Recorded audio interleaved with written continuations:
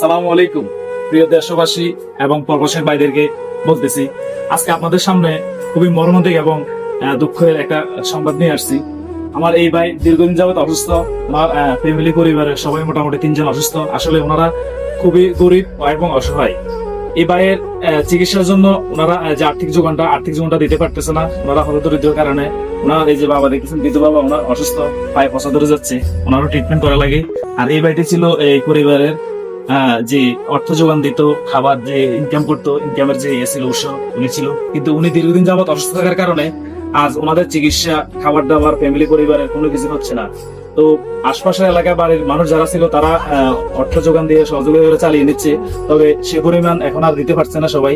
তো আপনাদের উদ্দেশ্যে একটা কথাই বলবো, আপনারা যদি মানবতার হাত ওনাদের মাঝে বাড়িয়ে দেন, এই অসহায় পরিবারগুলা, আর এই যে এবার 2টা ছেলে মেয়ে আছে, তাদের দিকে তাকিয়ে যদি এবার চিকিৎসার জন্য যদি কিছু অর্থ যোগান দেন অথবা সহযোগিতা করেন, তাহলে বেঁচে যাবে একটি প্রাণ, বেঁচে যাবে তাদের পরিবার, তারা বেঁচে যাবে। আর আপনাদের এই সামান্য অর্থ সহযোগিতায় যদি কোনো ভাইয়ের উপকার হয়, তাহলে আপনারাও ধন্য। ইনশাল্লাহ আশা করবো যে যেখান থেকে পারেন সেখান থেকে ইনশাল্লাহ এই যে তাদের বিকাশ নাম্বার দেওয়া হবে, আপনারা চাইলে ওনাদের সাথে যোগাযোগ করে এবং ওনাদের নাম্বারে যদি কিছু সহযোগিতা করে দিতেন, তাহলে বেঁচে যাবে মানুষ, বেঁচে যাবে প্রাণ, বেঁচে যাবে মানবতা। তো দীর্ঘদিন যাবত অসুস্থ থেকে বাইরের মন অনেক সাথে ছোট হয়ে গেছে, আমাদের সাথে বাঁচতে চায়।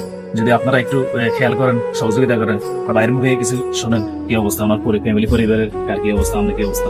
আসসালামু আলাইকুম। সবাই কেমন আছেন? আলহামদুলিল্লাহ ভালো আছেন। আমি ভালো নাই, আমার শরীরটা অনেক খারাপ। আমি অনেকদিন ধরে অসুস্থ ভুগছি।